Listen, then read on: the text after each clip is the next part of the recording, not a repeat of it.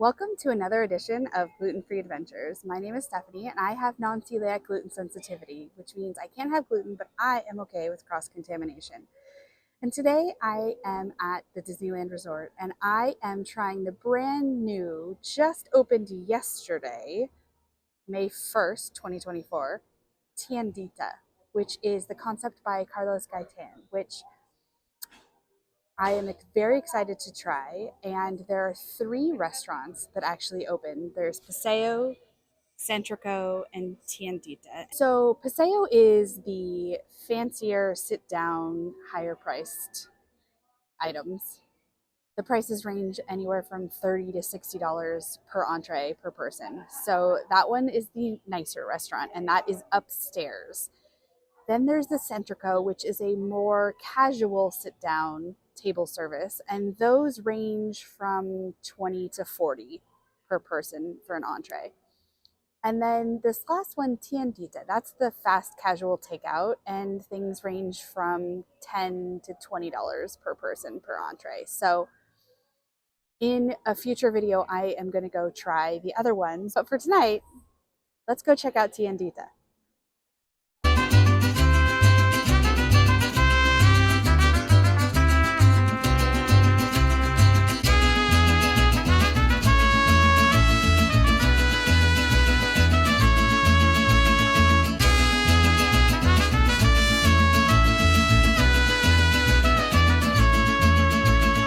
So I got three things to try. I got the El Pastor pork tacos to try. I got the chicken tacos to try and the chicken nachos. Each one of these things is $13. And when you go up and order, there is a kiosk and you can use that. And then if you have a magic key, discount does apply. However, you can't do it using the self-serve kiosk. So when you go through, you actually press pay at the register, and then you show them your magic key, and then you can get the discount. So I highly recommend doing that. So the thing with this fast casual is that there is nowhere to sit. So there's a few places in downtown Disney where it comes completely takeout with all of the containers, and you can sit in a couple places. You can go down to where there is the live music. There's a few tables and chairs down there. There's also by all the big planters, and so there's like benches you can sit. The other thing that you can always do is you can always go to one of the hotels, and it has a little bit nicer of an area. Currently, I am at the Disneyland Hotel sitting outside, and it is lovely and peaceful here. So let's taste the food. So I actually had the pleasure of meeting Chef Carlos Gaytan. And I had a long conversation with him this morning. Actually, we're having dinner here tonight, but I met him this morning. And the restaurant is brand new, and there's a lot of kinks that need to be worked out with any new restaurant. So hopefully by the time that you watch this, the kinks will be worked out a little bit better. But the menu, I noticed, had some things that were supposed to be gluten-free, dairy-free, and vegetarian. However, there was a little bit of mislabeling. And when I spoke to him specifically, so for instance, the Al Pastor pork taco said it was gluten-free. It comes in corn tortillas. But the chicken tacos didn't say that it was gluten-free. So when I had the conversation, I actually went through item by item with him since they weren't labeled correctly. And he assured me of all of the dishes, the only thing that has any flour in it are the burritos or anything, the quesadillas that have flour tortillas. There is no added flour in anything else. He assured me. No flour added to the dressing, no croutons. If you aren't familiar with Carlos Gaytan, he is the third runner-up on Top Chef, and he hails from Mexico. And when I actually asked him about the concept and starting this restaurant here, he has some restaurants in Chicago, but he said that Disney was looking for a new Mexican concept and wanted a Mexican chef. And he went and showed his concept and cooked some food for them, and Disney really liked his concept. He is very much about fresh food.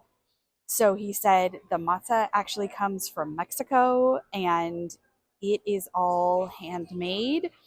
So for $13 for three tacos, I mean, I feel like that's a pretty decent amount, especially at the Disney Resort, because things are very expensive here.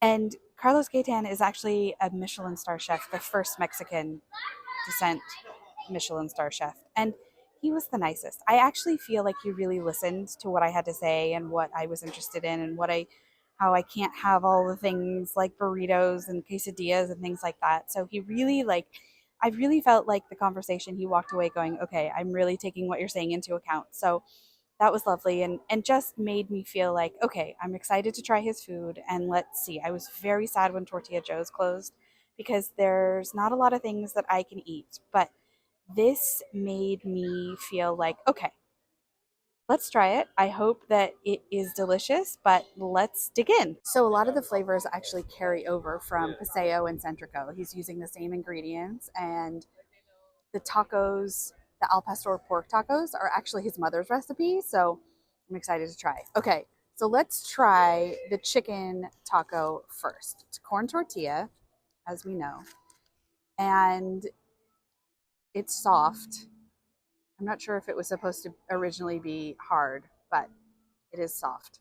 I don't know if it's because it's been sitting here a minute while I was filming, but okay. Everything smells really good. Okay, let's taste.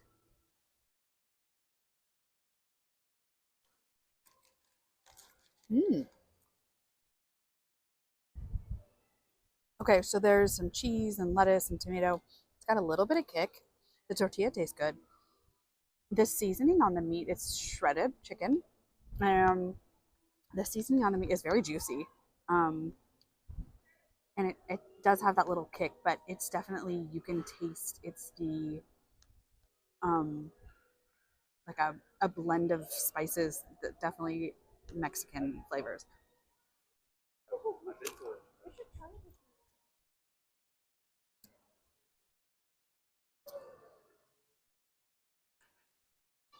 Little kick. I'm very sensitive though. The chicken one, you definitely keep tasting. Flavors keep going after the bite. So there's definitely some kick and it gets a little balanced with the cheese on there and whatnot. But all in all, pretty delicious. I'm pretty happy with it.